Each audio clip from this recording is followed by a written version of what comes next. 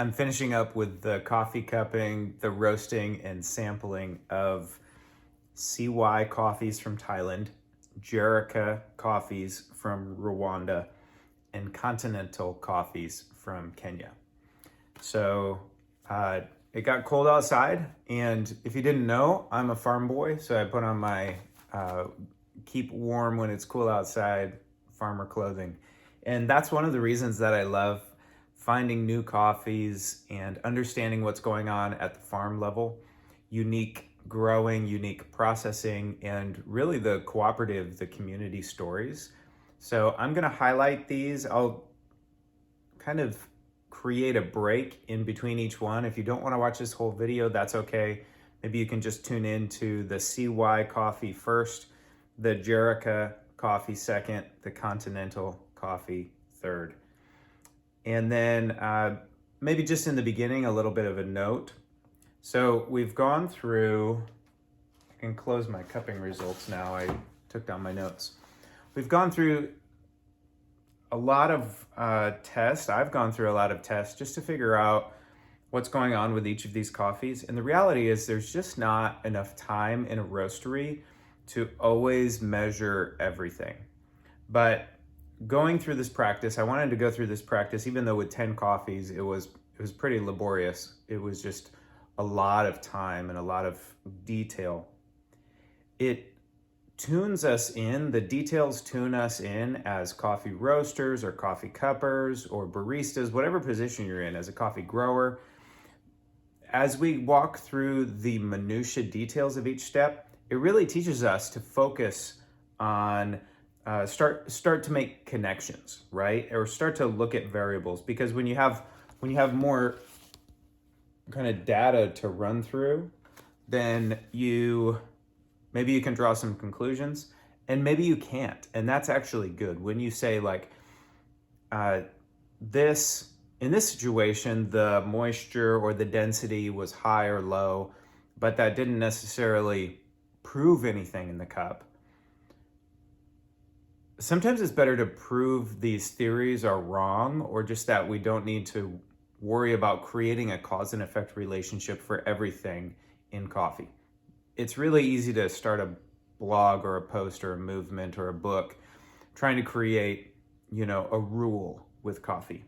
But the reality is, if we can just say, in this given situation, or with this type of coffee, or with this situation and this coffee, I did experience this, then you're just building.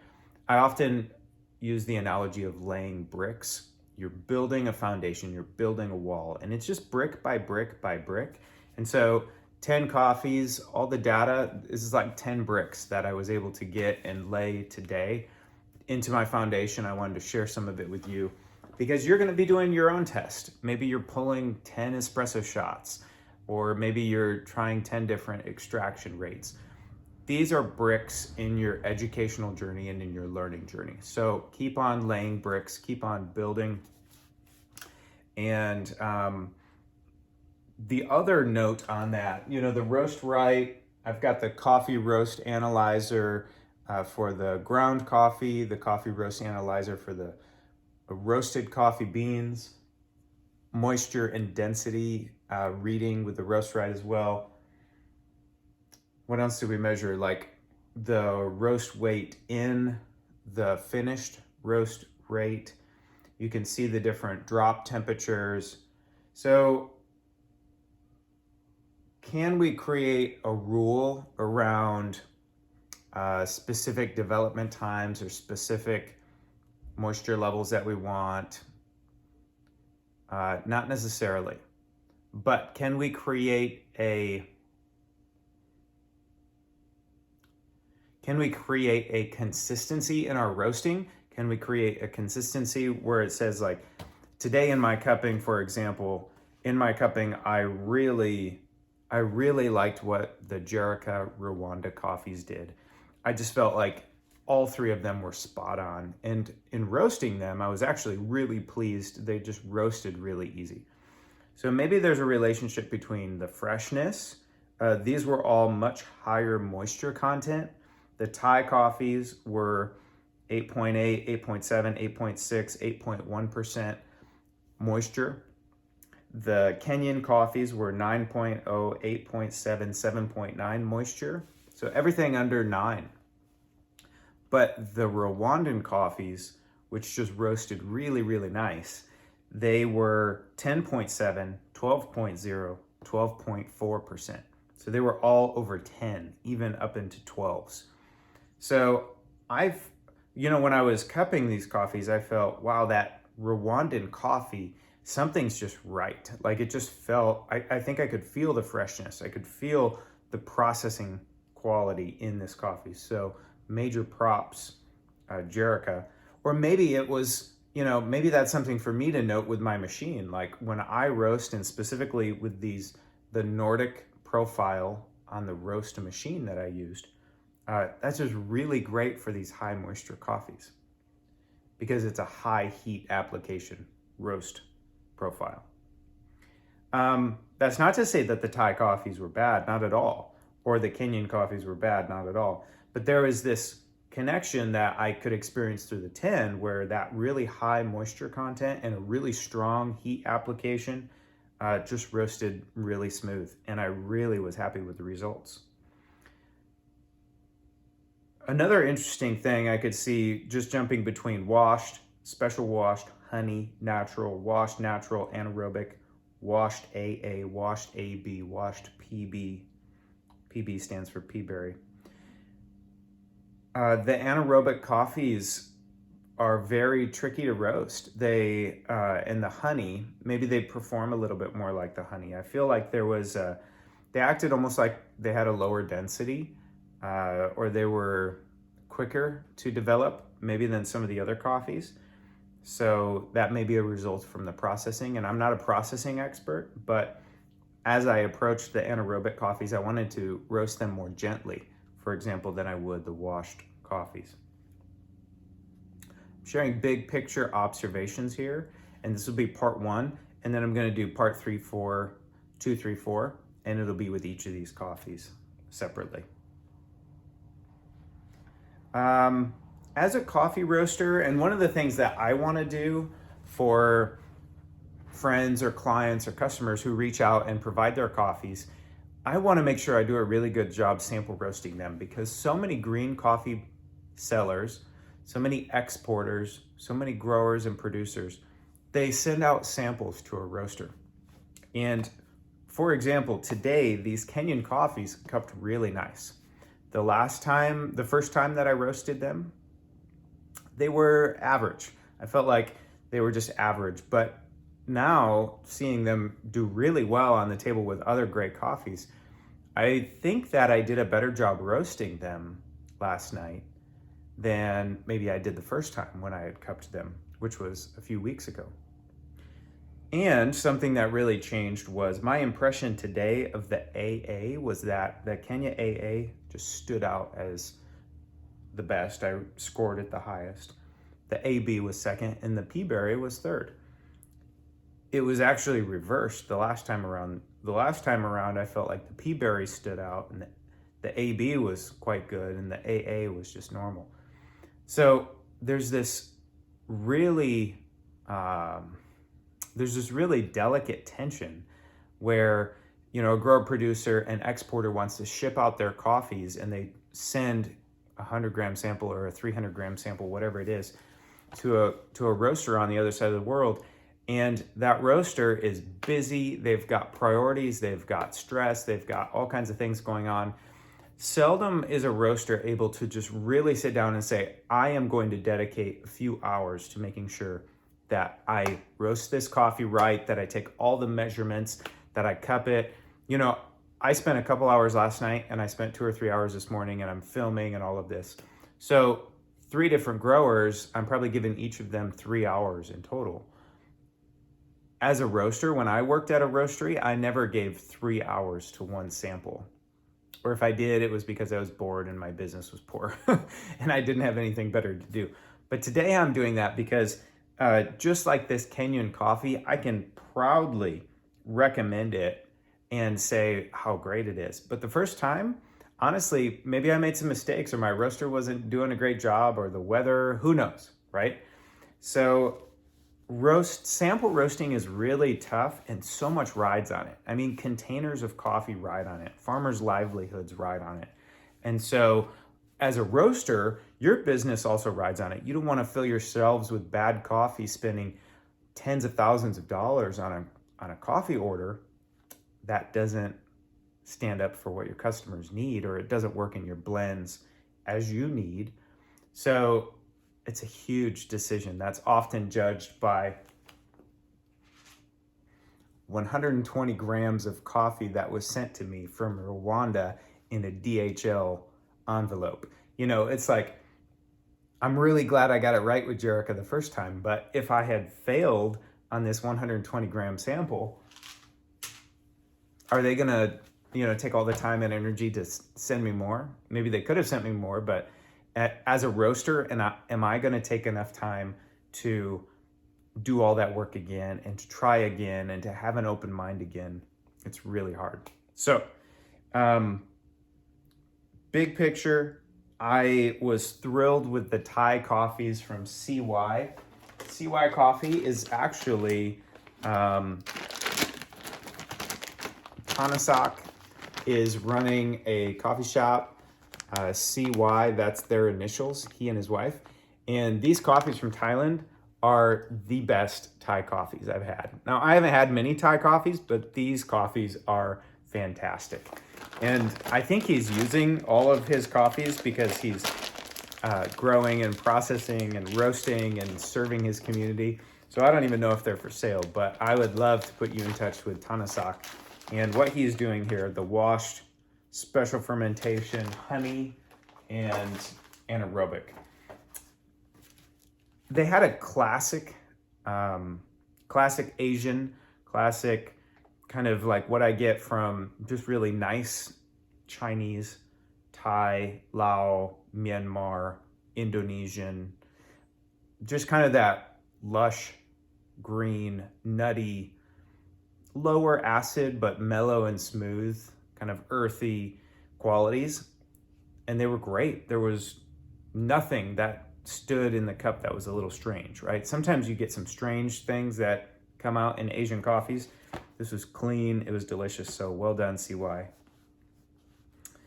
I've already said Jerica from Rwanda. I'll be giving you contact information, and you can reach out to me if you're interested in any of these guys. But man, Jerica coffee, like I said, all around fantastic. I got washed, natural, and anaerobic.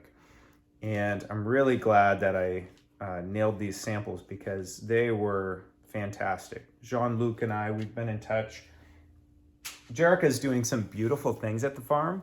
And again, I got my farm boy hat on because what they're doing in their community is they're empowering, the families, more women in employment.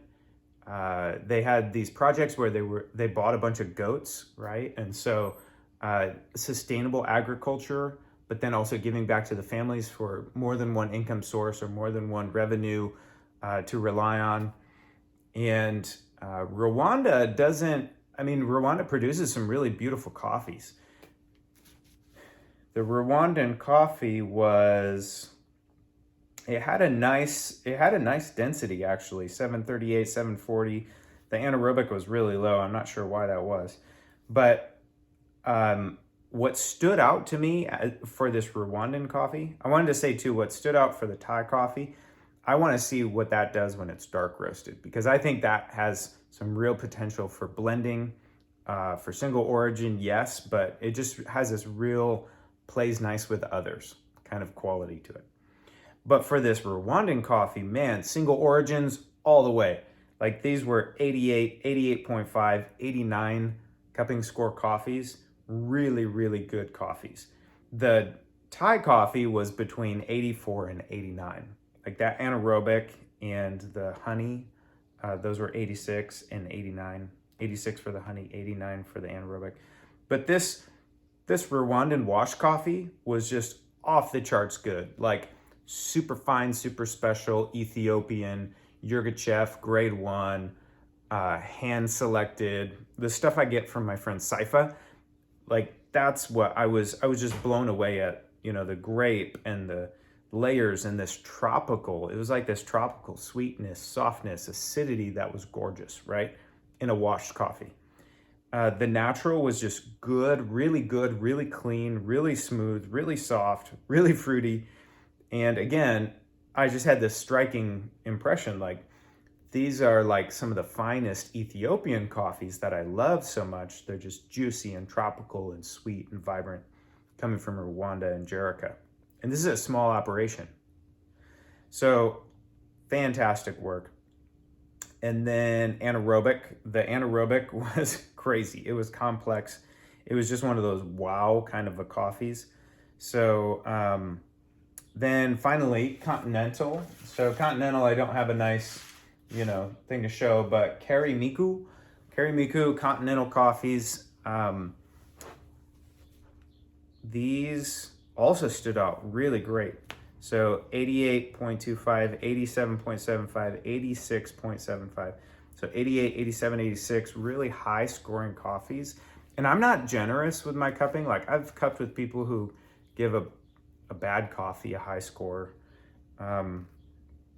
These were just really good coffees. Like I'm careful to not break 90, but when we're pushing 86, 87, 88, those are just awesome coffees to purchase. And this Kenyan certainly has a dynamic quality to it. That AA just being everything that a Kenya AA should be.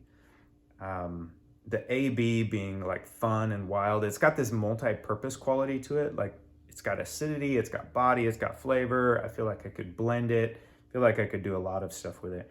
And then the Peaberry was just a strikingly fun coffee. It was, it's kind of this wild, different, herbal, minty, acidic, it's just got a lot of stuff going on. Not a lot of body, but a lot of other stuff going on. So from the green to the roasting to the cupping and to the discussion, now I'd like to help you connect with these people. And so I'd love for you to reach out, sign up for my newsletter, reach out to me and hit me with an email.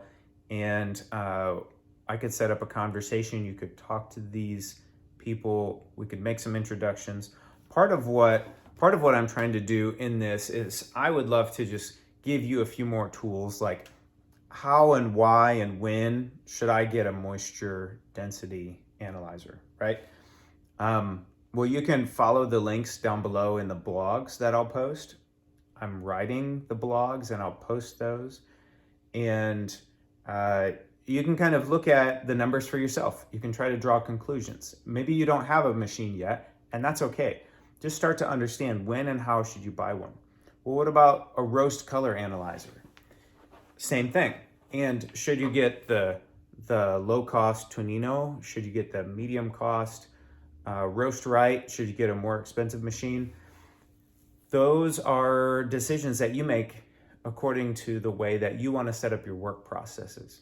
So if you're consistently sampling and buying green coffee, you're going to want a roast, like the Roast Right density moisture analyzer. You want to be checking on the inventory of your coffee. If you've got a good coffee inventory, you want to see how it's aging and how it's drying. With your roasting, for quality control, cupping is, that's the accessible standard way that we do all of our work. But what if we just kind of set up this consistency, right? So with my roasting, I'm pretty adept, and this machine is really smart to kind of lock in each time. So my roast color on these was super consistent, right? Almost across the board, I'm right at 68, 66, 67, 69, 68. There were a few, especially because the natural or the anaerobic, they have a different color to them. So they were lower, 62, 65. But then in general, like the ground color was also very similar, anywhere from 104 to 99, right? There are always a couple of outliers, but what does that mean? Well, that means if this is where I like my coffee, or if I want to just develop it a little more on the inside, if I want to bring the color a little darker, And then I want to teach other people to replicate that. And I want to lock this in as a profile that we can use on this specific coffee, program a machine to do that profile over and over again, because that's where the complexity comes out. That's where it shines. This is why you would use a roast color analyzer. You know, the roast color analyzer doesn't tell you if a 66 tastes good or a 69 tastes good for beans, or a 99 or a 104 for grounds tastes good. It doesn't tell you that. What it tells you is this is where you liked it from the cupping table. This is where you should consistently get it as the days or weeks or months go by. So it's a quality control, quality production, quality control, long-term kind of a machine. It doesn't tell you immediately you screwed up, but it will tell you over consistent use and application that this is a process you want to set in place, and here's a tool to measure if you're on track with that plan you already made. I hope that makes sense, because it's kind of difficult to explain, but it's not an input, it's an output, or rather it's a quality control measure for your output. There we go. I went and talked about all 4 of these.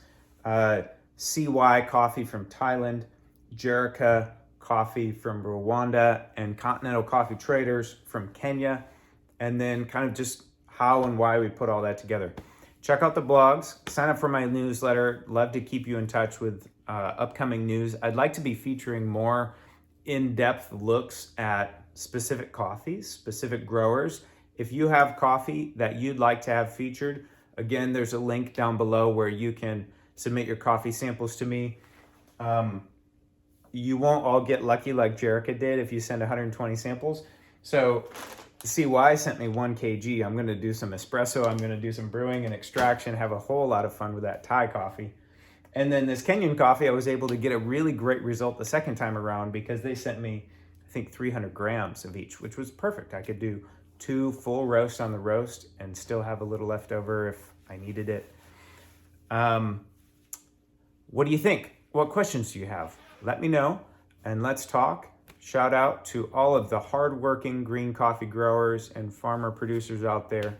I love you. Keep it up. Talk to you next time.